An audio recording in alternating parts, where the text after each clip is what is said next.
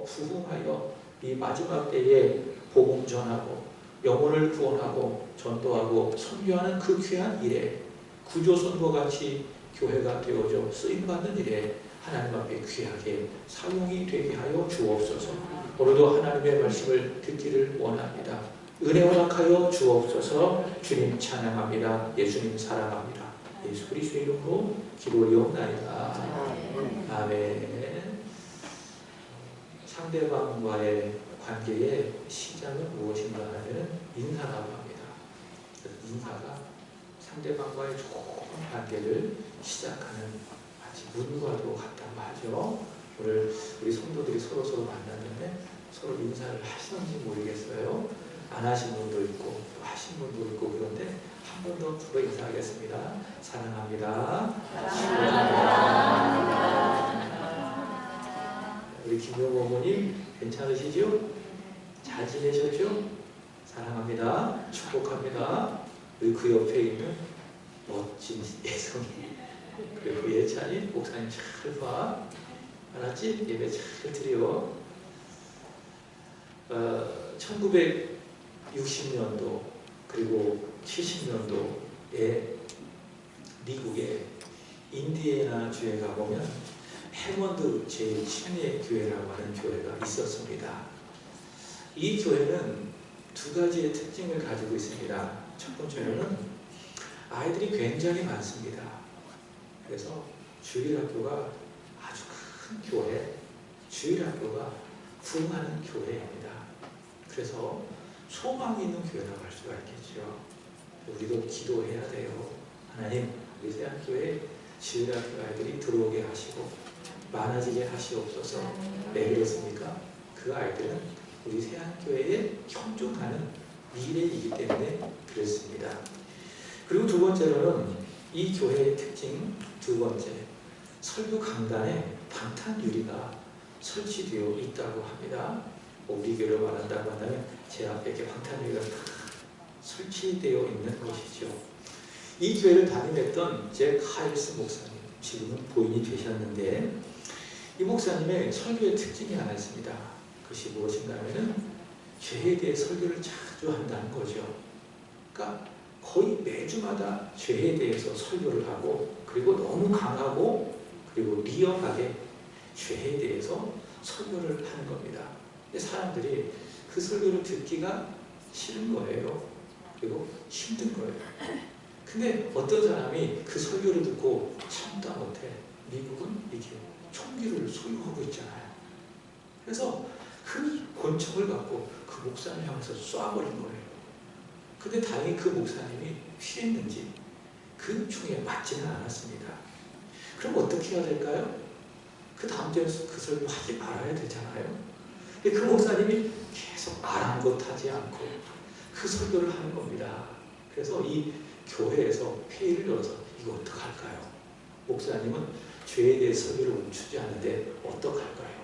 그래서 교회가 결정한 것이 무엇인가 하면 목사님 설교단 앞에 방탄유리를 설치하자. 그래서 그 교회는 설교단에 방탄유리가 있는 교회로 알려지고 있습니다. 여러분, 교회는 어떤 곳이라고 생각하십니까? 교회는 어떤 곳입니까? 교회는요, 인간의 죄를 말해주는 곳이 교회입니다. 바꿔 이야기할까요? 교회를 떠나서는 사람은 죄에 대해서 들을 수 있을까요? 없을까요? 없습니다. 하나님 앞에 인생이 본질적으로 가지고 있는 죄에 대해서는 교회를 떠나서는 들을 수가 없는 거예요. 학교에서 가르쳐 줄까요? 아니면 언론에서 가르쳐 줄까요? 아니면 모이고 있는 어떤 모임, 동호회 이런 데에서 인간의 죄에 대해서 이야기할까요? 없습니다. 이야기하지 않습니다. 오직 교회만이 죄를 말해주는 곳이라고 할 수가 있겠죠. 여러분에게 한번 물어보겠습니다. 여러분, 동성애가 성적인 취향입니까? 아니면 죄입니까? 전자입니까? 후자입니까? 후자죠. 동성애는 성적 취향이 아닙니다. 이 세상은 뭐라고 이야기합니까? 음식도 취향이 있잖아요.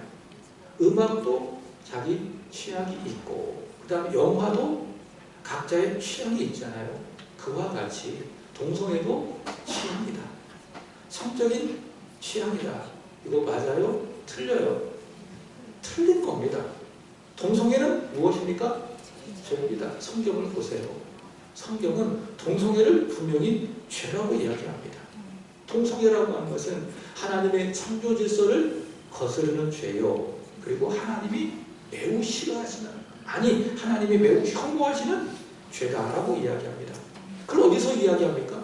성경을 가르치는 교회가 말하고 있는 겁니다. 그 교회 바깥에서는 그렇게 말하지 않는 거예요. 동성애는 죄가 아니다. 각자의 성적인 취향에 불과하다. 자, 그런데 세상은요, 이것을 교회가 이렇게 동성애를 죄라고 말하는 것을 뭐라고 말하는지 아십니까? 차별이다. 성소수자를 향한 혐오다. 그렇게 규정을 하고 교회 입을 막아버리려고 하는 거예요. 그래서 이것을 법으로 통과시키려고 하는 겁니다. 이 법이 무엇인지 아십니까? 차별금지법인데 포괄적인 차별금지법이라고 해서 이것을 못하게 하고 있는 겁니다. 여러분, 얼마 전에 진보당의 손솔이라고 하는 의원이 있습니다. 이 사람이 법을 발의했어요. 그 법이 뭐죠? 포괄적인 차별금지법을 발의했어요. 그래서 그런 사람을 절대로 찍어주면 안 돼요. 그런 사람을 찍어주잖아요. 그럼 나라가 망해요. 제 생각이 잘못됐습니까? 아닙니다. 그런 사람 절대로 찍어주면 안 돼요. 그 사람이 정치적인 성향이 보수건 진보건 차별금지법을 옹호한다. 이것을 통과시키려고 한다. 절대로 그런 사람을 지지해서는 안 되는 겁니다. 이 차별금지법이 통과되잖아요. 그러면요, 나라가 망해요. 그리고 다음 세대들 다 망가지고 무너지게 되는 것입니다. 요즘에 개인적으로 제가 성경을 읽고 있습니다. 물론 주보에 있는 대로 제가 성경을 매일매일 읽어가지만은 동시에 레위기도 제가 읽어가고 있습니다. 레위기를 읽어가면서 하나님이 어떤 분인지를 배우는 겁니다. 하나님은 어떤 분이시냐? 하나님은 어떤 분이시라고 레위기를 이야기합니까? 따라합시다. 하나님은 거룩하시다. 그 말씀을 하는 거예요. 내가 거룩하다. 그러니 너희도 거룩하기를 원한다. 그래서 하나님께서 그 거룩해지는 대안으로서 제사법을 말씀하시고 생활의 법을 말씀하시고 시민의 법들을 말씀하고 있는 겁니다. 내가 거룩하니 너희도 거룩하라. 거룩은 무엇입니까? 소극적으로 생각해봐요. 거룩은 무엇입니까? 죄를 멀리 하는 거예요. 우리 몸속 안에 남아있는 그 죄가 있잖아요. 이 죄 성들을 보면서 죄를 멀리 하고 죄를 혐오하고 죄를 끊어내는 것. 그래서 강단에서 하나님의 말씀을 전하는 설교자는요, 죄를 계속 전해야 되는 거예요. 그래서 성도들로 하여금 듣게 하고 그 하나님 말씀 앞에서 회개하고 그 죄를 끊어내게 해서 성도들로 하여금 거룩하게 살게 만드는 사람이 누구예요? 그게 목사예요. 그게 설교자인 겁니다. 그렇다고 이런 생각을 해봅니다. 죄는 무엇일까요? 목사가 교회에서 말을 해야 되는 죄는 본질적으로 무엇이라고 생각하십니까? 로마서 1장에 의한다고 한다면 내 마음속에 하나님 두기를 싫어하는 것을 죄라고 이야기한대. 우리의 마음속에는 하나님이 계셔야 합니다. 다시 말해 인생의 주인은 하나님이셔야 합니다. 영어로 말한다고 한다면 주어가 하나님이셔야 합니다. 근데 죄는 무엇이냐? 내 인생의 주어를 하나님이 아니라 나로 만드는 거야. 내 마음속의 주인을 하나님이 아니라 나로 만드는 거예요. 그게 뭐예요? 그게 죄예요. 그래서 모든 사람 다 그렇게 태어나거든요. 그리고 특별한 범죄를 하지 아니한다 할지라도 다 그런 죄 가운데 살아가는 거예요. 그래서 예수 안 믿고 그냥 살아가잖아요. 그러면 그게 뭡니까? 죄예요, 죄. 아무리 선량하고 착하고 남을 배려하고 그렇게 살아간다 할지라도 자신의 마음속에 하나님이 없잖아요. 자신의 인생의 주어가 하나님이 아니라 자기잖아요. 그럼 그게 뭐죠? 죄예요. 죄예요. 결국 어떻게 돼요? 지옥 가는 거예요. 죄는 무엇이라고요? 마음속에 하나님 두기를 싫어하고 자기가 인생의 주인이 되어서 자기 뜻대로 살아가는 것이 죄라고 해요. 그게 죄입니다. 근데 전통적으로 교회는 이 죄를요 7가지로 구체화시켰습니다. 그러니까 초대 교회 시대부터 오늘까지 전통적으로 교회는 이 죄를 좀 체계화시키고 구체화시켰다. 몇 가지로? 7가지. 제가 준비해 왔습니다. 한번 화면을 보도록 하겠습니다. 자, 죽음에 이르는 7가지 치명적인 죄가 있대요. 교회가 정하는 겁니다. 제가 몇 해 전에 수료를 할 때 이 내용을 가지고 설교를 했는데 첫 번째는 무엇입니까? 교만인 거예요. 교만. 자아로 똘똘 뭉친 거죠. 하나님 말씀을 들으려고 하지도 않고 남을 전혀 생각하지도 않고 자기가 다 자기 뜻대로 살려고 하고 그게 뭐죠? 그게 교만이에요. 두 번째는 무엇입니까? 탐욕. 물질에 대한 탐욕. 성에 대한 탐욕. 그게 죄다. 세 번째는 무엇이죠? 향락입니다. 향락. 성경을 보니까요, 이 향락은 두 가지로 표현되더라고요. 첫 번째는 방탕. 방탕. 근데 꼭 방탕하면은 성경이 함께 따라오는 것이 무엇인가 하면 술 취함. 방탕과 술 취함. 그죠? 누군가 이렇게 이야기합니다. 아니, 성경에 어디 술 먹지 말라는 이야기가 나와 있어요. 술 취하지 말라고 했지. 그럼 저는 이렇게 이야기하고 싶어요. 술 드시면 결국에 어떻게 됩니까? 술 취하는 겁니다. 처음엔 내가 술을 먹는 거예요. 근데 계속 술을 한 잔, 두 잔 드시다가 보면은 결국에 어떻게 되죠? 술이 나를 먹어버리는 거예요. 술 취해 버리는 거예요. 향락이에요. 그 죄예요. 그 다음에 네 번째는 무엇입니까? 시기. 마치 사울이 다윗을 시기했던 것처럼 상대방을 향하여 눈을 크게 뜨고 무슨 소리가 씩씩거리는 거예요. 왜 이렇게 시기하고 질투해요? 그거 뭐죠? 죄입니다. 다섯 번째 무엇입니까? 탐심입니다. 배가 막 부른데 계속 음식을 먹어. 소위 말하는 식탐이죠. 이것도 교회는 죄로 규정했어요. 여섯 번째 무엇입니까? 소위 말해 야마돈다고 하죠. 화내는 분노하고 마지막으로 무엇입니까? 나태. 게으르고 나태한 것. 이것을 교회는 전통적으로 죽음에 이르는 7가지 치명적인 죄라고 이야기하고 있습니다. 여러분, 이 7가지 죄가 혹시 여러분 안에 있습니까? 기억하십시오. 여러분의 영혼을 치명적으로 만드는 죽음에 이르는 죄가 될 수 있다. 어떻게 해야 돼요? 버려야 돼요. 즉시 버려야 돼요. 아멘 잘 안 나오죠. 바꿔 이야기한다면 따라합시다. 회개다. 뭐 하자고요? 회개하는 거. 교만했던 거. 탐욕과 향락과 시기와 탐식과 분노와 나태에 빠졌던 것 하나님 앞에 회개해야 되는 겁니다. 집에서 생활하다가 보면은 자연스럽게 나오는 것이 있습니다. 무엇입니까? 쓰레기입니다. 안 나올 수가 없습니다. 저도 목양실에 하루 컴퓨터 앞에 앉아있다가 보면 책상에 앉아있다가 보면 막 쓰레기가 막 나와. 근데 중요한 것이 무엇입니까? 쓰레기를 쌓아두고서는 안 되는 거예요. 어떻게 해야 됩니까? 버려야 돼요. 계속 버려야 돼요. 그렇지 않으면 위생상, 건강상 문제가 생기는 것입니다. 그와 마찬가지입니다. 나는 의인입니까? 죄인입니까? 죄인입니다. 용서받은 죄인입니다. 의롭게 되어진 죄인입니다. 그래서 나는 죄인이기 때문에 내가 인생을 살다가 보면 내 안에 이 쓰레기 같은 죄들이 들어올 수 있어요. 쓰레기 같은 죄가 내 안에 막 찰 수가 있단 말이죠. 교만할 수 있어요. 탐욕 부릴 수 있어요. 시기하고 탐식하고 분노하고 나태할 수 있어요. 그죠? 당연한 거예요. 죄인이기 때문에 그러는 거예요. 어떻게 해야 돼요? 회개해야 돼요. 내버려두면 안 돼요. 이 쓰레기 같은 그 죄들을 다 하나님 앞에 버려야 하는 것입니다. 주여, 나는 죄인입니다. 이 죄를 어찌 해야 될까요? 이 교만하고 못된 죄를 어떻게 해야 될까요? 나를 용서하여 주시옵소서.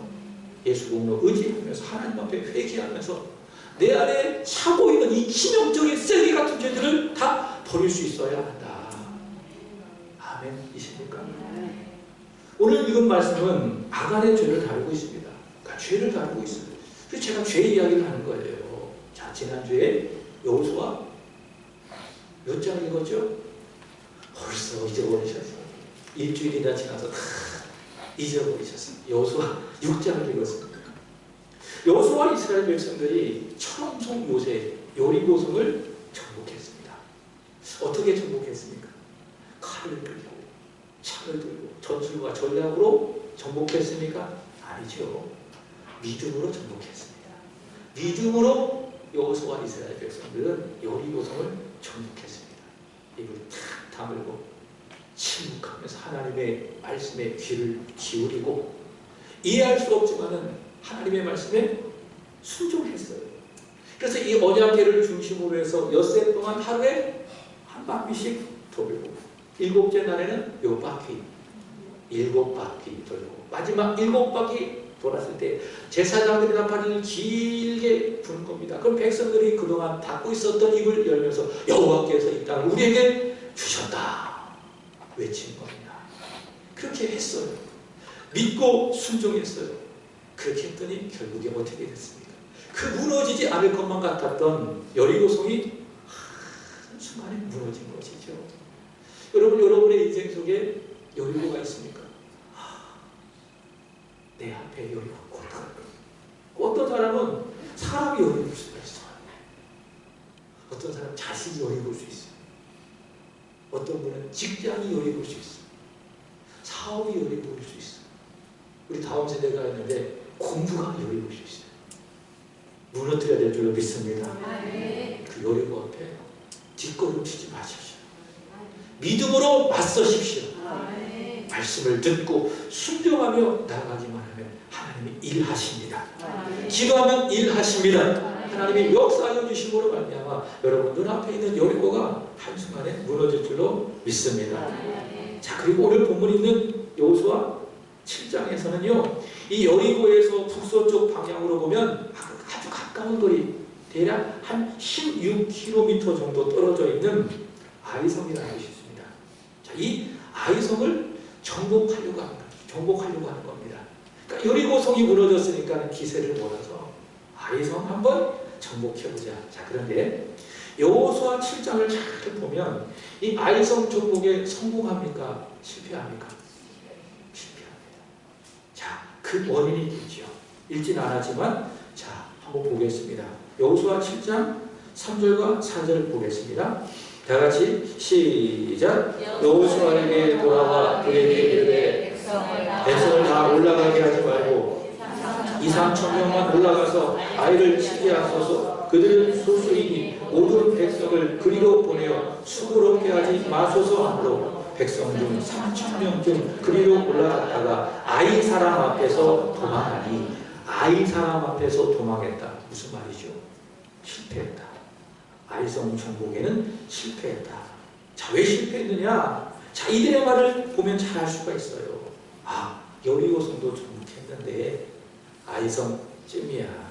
이게 어떤 마음입니까? 교만한 마음. 교만한 마음. 그들은 소수입니다. 아무 문제가 없습니다. 다시 말해 하나님이 안 도와주셔도 저 아이성쯤은 충분히 우리의 힘으로 함락시킬 수 있다. 있다. 그게 뭐예요? 그게 죄예요. 그게 교만인 겁니다. 하나님을 의지하지 않는 게 뭐죠? 그게 죄예요. 근데 세상 사람들 죄라고 하지 않죠. 당연한 거예요. 너의 능력이거든. 그렇게 멋지게 이야기합니다. 그러나 성경을 잘 보십시오. 죄는 무엇입니까? 하나님을 의지하지 않고 내 힘을 의지해서 뭔가 자꾸 해보려고 하는 게 뭐죠? 그게 죄예요. 왜? 그 뿌리는 바로 교만이기 때문에. 그래서 잠언 16장 18절의 말씀처럼 교만은 무엇입니까? 패망의 성공입니다. 그래서 이 아이성을 정복할 수가 없는 거예요. 아이성 앞에서 패할 수밖에 없는 것이죠.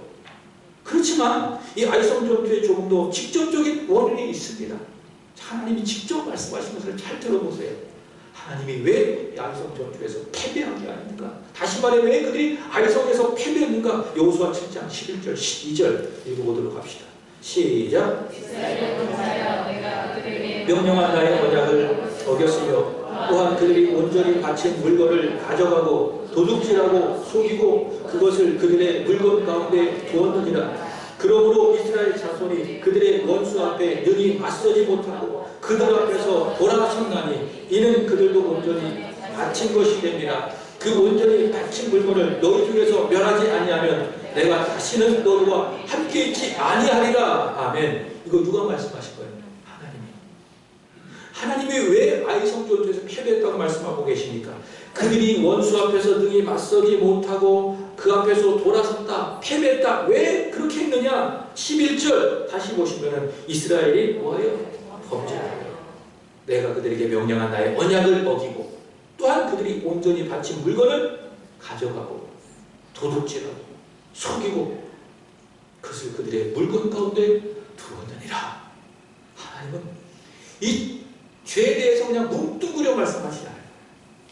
아주 구체적으로 그들이 도둑질하고 가져가고 속이고 그 물건을 자기들 가운데 두었다. 하나님 이 죄에 대해서 아주 예민하게 아주 구체적으로 이렇게 말씀하는 것을 볼 수가 있습니다. 11절에 하나님께서는 이스라엘이라고 말씀하고 있지만 누구를 말하는 거죠? 결국은 아간을 말하는 거예요. 아간. 이 아간의 죄로 인해서 그들이 원수 앞에서 능히 서지 못하고 맞서지 못했다. 아이성에서 패배했다. 그 말입니다. 자, 그러면 이스라엘의 죄, 다시 말해 아간이라고 하는 사람의 죄가 무엇이냐? 다시 11절의 말씀을 보겠습니다. 내가 그들에게 명령한 나의 언약을 어겼다. 나의 언약을 어겼다. 내가 명령한 나의 언약을 어겼다. 이게 무슨 말씀인가 하면은 여리고성을 정복할 때에 하나님께서 여리고성을 정복하면 거기로부터 여러 가지 전리품이 나오잖아요. 그죠? 그럼 그것을 너희가 갖지 마라. 그거는 내 것이다. 하나님이 말씀하셨어요. 왜 그런지 아십니까?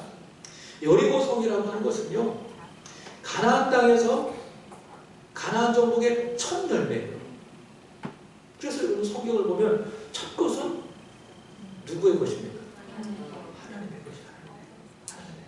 그러니까 첫 열매는 하나님의 것입니다. 그래서 사실 추수감사주일도 1년 동안 수확한 그 열매를 하나님 앞에 드리며 감사하며 지키는 절기인데 우리의 모든 것은 우리의 첫 것은 다 하나님으로부터 받습니다. 그 신앙 고백이 추수감사주일인 겁니다. 그러니까 첫 열매는 누구의 것이라고요? 하나님 거. 그 여리고성이라고 하는 것은 하나님 거예요. 하나님께 바쳐진 하나님의 재물인 것이죠. 그래서 하나님께서 여호수아에게 분명히 말씀하셨어요. 여리고성을 정복하면 여러 가지 너희들이 갖고 싶을 것이 있을 것인데 절대로 손대지 마라. 그건 내 거다. 내 것이다. 그렇게 분명히 말씀해 주셨습니다. 근데 아간이 어떻게 한 거죠? 그 명령하신 하나님의 언약을 어기면서 하나님의 것을 도둑질하고 속이고 가져가서 자기 가운데에 두었다. 그게 무엇이죠? 그게 아간의 죄인 겁니다.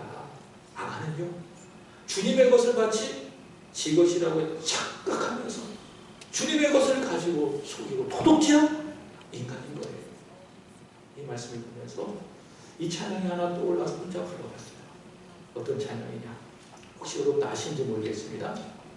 주님 것을 내 것이라고 고집하며 살아왔네. 금은 모아 자녀들까지 주님 것을 내 것이라. 아버지여 철없는 종을 용서하여 주옵소서. 맡긴 사명 맡긴 재물을 주를 위해 쓰렵니다. 아간은 어떻게 했어요? 주님 걸 자기 것이라고 착각하면서 주님의 것을 도둑질하는 거예요. 그게 아간의 죄인 겁니다. 자, 오늘 읽은 말씀 보시기 바랍니다. 20절의 말씀을 보면 아이성에서 패배한 그 원인이 아간의 죄인임이 드러나게 되자 아간이 어떻게 합니까? 하나님 앞에 자기 죄를 자백하고 있는 것이에요. 자, 여기 말씀을 한번 보도록 하겠습니다. 자, 19절 보도록 하겠습니다. 시작. 그러므로 여호수아가 아간에게 이르되 내 앞에가 청하노니 이스라엘 하나님께 영광을 돌려 그 앞에 자복하고 내가 행한 일을 내게 알게 하라. 그 일을 내게 숨기지 말라 하니. 아멘. 이 말씀 속에 보면 우리는 알 수가 있는 것이 하나 있습니다. 그것이 무엇이냐? 내가 하나님 앞에 내 죄를 자복하잖아요. 내 죄를 회개하잖아요. 그럼 여호수아의 말에 의한다고 한다면 그것이 무엇입니까? 하나님께 영광을 돌려드린 겁니다. 영광을 올려드리는 것은 우리의 시간도 드리고 우리의 마음도 드리고 예배도 드리는 건데 하나님 앞에 영광을 올려드리는 것이지만 이 여호수아의 말에 본다고 한다면 내 죄를 하나님 앞에 숨기지 않냐고 솔직하게 자복할 때에 하나님은 그것을 제물로 받으시고 영광을 받으심을 믿습니다. 회개를 많이 하세요. 하나님이 기뻐하세요. 우리가 죄인이 아니잖아요. 의롭잖아요. 그 회개할 필요가 없겠죠. 근데 우리는 너무나도 많은 죄를 짓고 살잖아요. 근데 회개를 안 해요. 하나님 절대로 안 좋아하시고 왜? 그건 거룩하신 분이기 때문에. 근데 우리가 하나님 앞에 자꾸 우리 죄를 고백하고 자백하고 회개하잖아요. 그럼 하나님이 기뻐하신다니까요. 하나님께 영광을 올려드리는 겁니다. 20절의 말씀에 보면 아간이 대답을 합니다. 읽어보겠습니다. 시작. 아간이 여호수아에게 대답하이르되 참으로 나는 이스라엘 하나님 여호와께 범죄하여 이러하게 행하였나이다. 21절 내가 노력한 물건 중에 시날산의 아름다운 외투 한 벌과 은 200세겔과 그 무게가 50세겔 되는 금덩이 하나를 보고 탐내어 가졌나이다. 보소서 이제 그 물건들을 내 장막 가운데 땅속에 감추었는데 그는 그 밑에 있나이다 하더라. 아멘. 자, 여기 말씀에 보면 21절 보시기 바랍니다. 보고 탐내어 가졌다. 가졌다는 원들을 쳐보세요. 가졌다. 이게 뭐? 이게 죄예요. 하나님의 것을 가졌다. 그게 뭐라고요? 그게 죄라고 말해요. 자, 근데 이 죄가 있기까지 과정이 있어요. 두 가지예요. 첫 번째는 무엇입니까? 보고. 두 번째는 무엇입니까? 탐내고. 그거예요. 보고, 탐내고, 하였다. 여리고성이 한순간에 무너졌네요. 무너졌는데 그럼 거기에 있는 막 사람들을 막 칼로 다 죽이고 그렇게 하지 않겠어요? 왜? 성전이니까. 근데 그렇게 여리고성을 정복하는 과정 가운데 이 아간이 참여한 거예요. 근데 저기 보니까 너무 갖고 싶은 거 있어요. 그것이 무엇인가면은 금덩이가 있고 은더미가 있네. 그리고 여기 보면 시날산이라고 이야기하는데 바벨론산을 말하는 거예요. 바벨론산에 여기 보시면은 어떤 외투? 아름다워. 눈에 확 들어온 외투가 있네. 자, 이것을 첫 번째 아간이 어떻게 했습니까? 봤어요. 봤어요. 보니까는 어떻습니까? 내 마음으로 확 들어오는 것이죠. 영어로 이런 말이 있습니다. Out of sight, out of mind. Out of sight, out of mind. 무슨 뜻입니까? 눈에서 멀어지면 마음에서도 멀어진다. 이겁니다. 근데요, 좀 별로인 것 같아도 자꾸 보잖아요. 그럼 어떻게 됩니까? 마음으로 들은 거예요. 자꾸 보면은 예뻐 보여. 자꾸 보면 그렇게 잘생겨 보일 수가 없어요. 왜? 보니까. 보면은 내 마음에 들어오는 것입니다. 근데 안 보잖아요. 마음으로부터 멀어지는 것. 근데 한 예외가 하나 있어요. 누구냐? 피터. 피터는 안 봐도 계속 보고 싶어. 안 봐도 마음속에 안 나가. 하나님을 보내주셨잖아요. 근데 일반적으로 안 보잖아요. 자꾸 사람의 마음에서 멀어지는 거예요. 근데 자꾸 보잖아요. 얘가 지금 2주째 이러고 있는데 지금 3주째 거의 버티고 있는데 너무 예뻐. 얘가 자꾸 보니까 이 양쪽에 있는 꽃꽂이가 너무 예쁜 거예요. 예전 가서 벌써 죽었어야 되는데 안 죽어 이렇게 막 살아있고 계속 보니까 야, 왜 이렇게 예쁘냐 자꾸 보니까는 마음에 들어오는 것이죠. 보잖아요? 마음에 들어온다 그 말이에요. 창세기 3장의 말씀에 보면 사탄이 여자를 미혹합니다. 하나님이 정녕 이 나무의 열매를 먹지 말라고 하더냐. 하나님이 오면 죽는다고 말씀했는데 그렇지 않다. 절대로 죽지 않는다. 너희가 그것을 먹으면 눈이 밝아져. 하나님처럼 되어 선악을 알게 될 것이다. 다시 말해 너희가 하나님이 될 것이다. 먹어라, 먹어라, 괜찮아. 그렇게 사탄이 괴물을 가져가고 여자를 미혹합니다. 그러면은 여자가 어떻게 해야 될까요? 그 선악과를 봐야 돼요? 보지 말아야 돼요? 보지 말아야 돼요. 그리고 한 단계 더 나가서 그렇게 미혹하는 뱀을 잡아먹으면 돼요. 그럼 끝나는 거예요. 자, 근데 창세기 3장 6절을 보도록 하겠습니다. 시작. 여자가 그 나무를 원즉 먹음직도 하고 보암직도 하고 지혜롭게도 할 만큼 탐스럽기도 한 나무인지라 여자가 그 열매를 따먹고 자기와 함께 있는 남편에게도 주매 그도 먹은지라. 아멘. 어떻게 했어요? 사단의 말에 미혹되어서 그 나무를 봤다. 보니까 들어오는 거예요. 보니까 야, 정말 그렇지 않을까? 들어오는 것이에요. 사무엘하 11장 다윗도 보시기 바랍니다. 밧세바와 동침을 했잖아요. 제 7계명은 가늠한 것입니다. 이 가늠이 어디서 시작됐습니까? 보는 곳에서부터 시작됐어요. 사무엘하 11장 2절. 저녁 때에 다윗이 그의 침상에서 일어나 왕궁 옥상에서 거닐다가 그곳에서 무한히 보니 한 여인이 목욕을 하는데 힘이 아름다워 보이는지라. 보니까 어때요? 마음에 들어오는 거예요. 그 아름다워 보이는 거예요. 보니까 이 보는 게 문제예요. 아간의 죄도 어디에서 왔습니까? 바로 보는 것에서부터 시작을 했다. 어제 생명의 삶으로 큐티를 했습니다. 거기에 보니까 큐티 나눔방에 있는 글을 하나 소개해드리고 싶습니다. 한번 제가 읽어보겠습니다. 스마트폰으로 어떤 것을 검색하다가 SNS 관련한 앱을 하나 설치했다.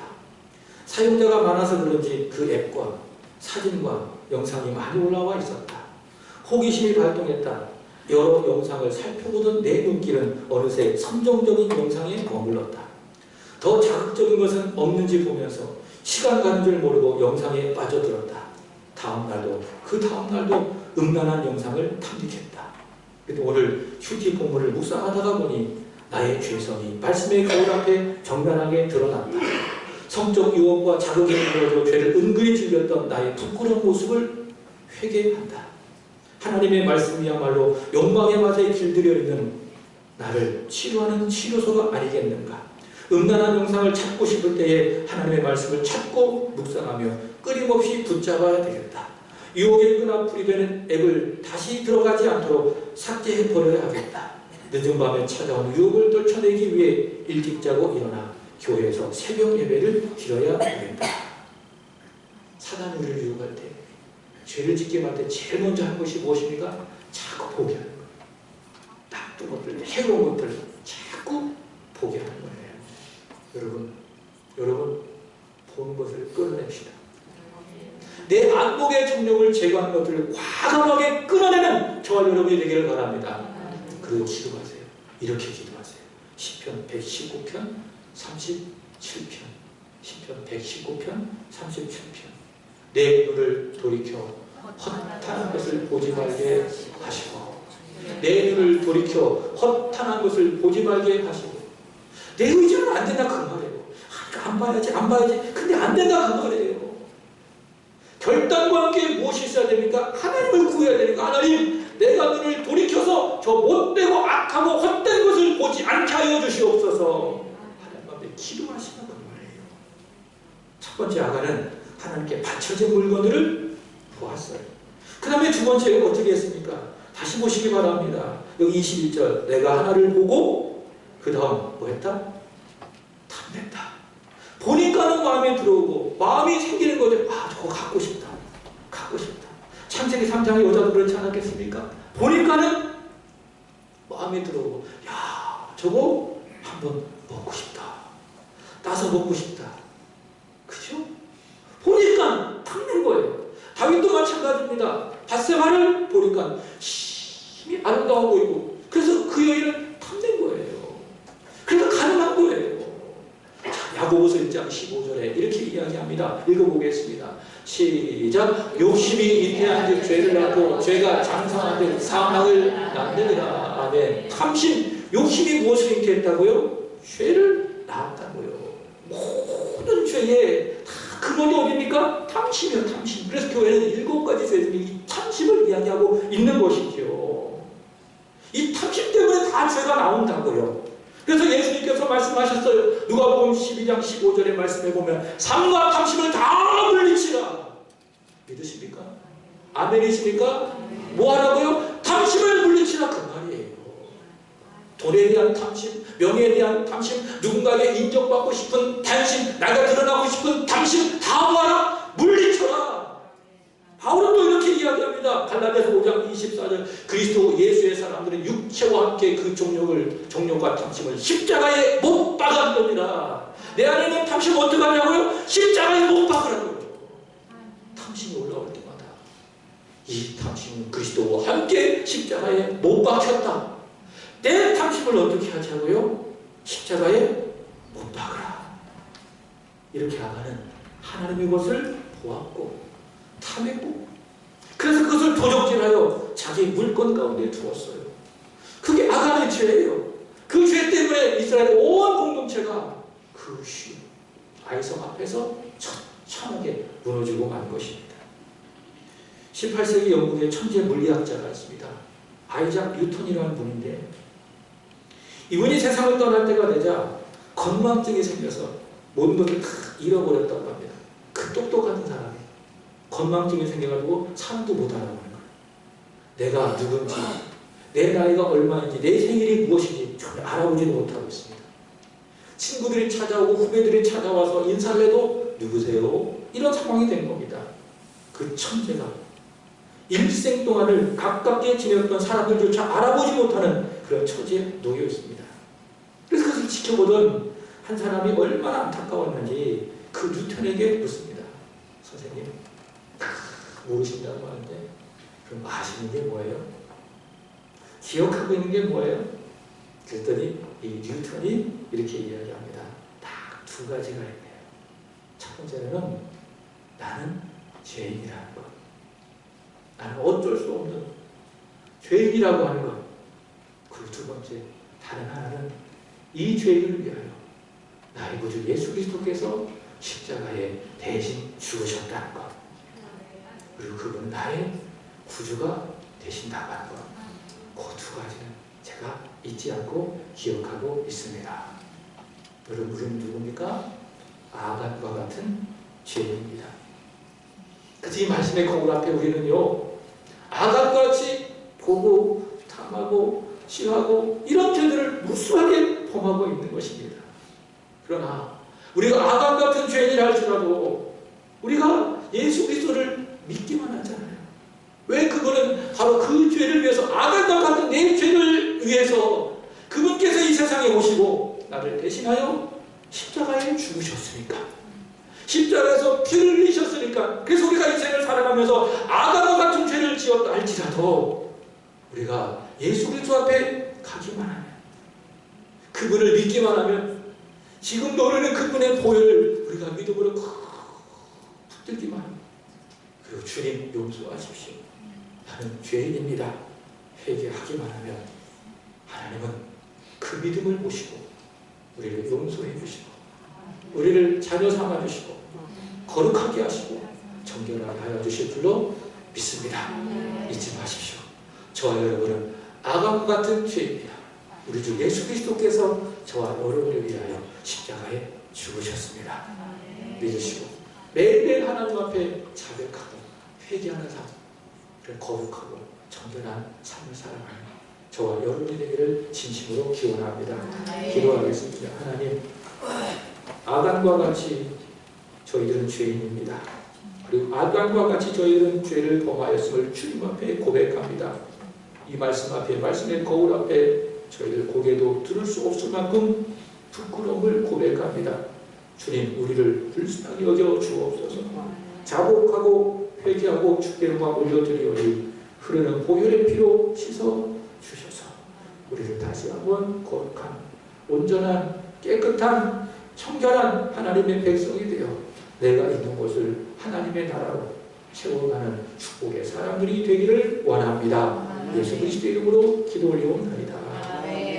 아멘. 이 시간에는 3개월로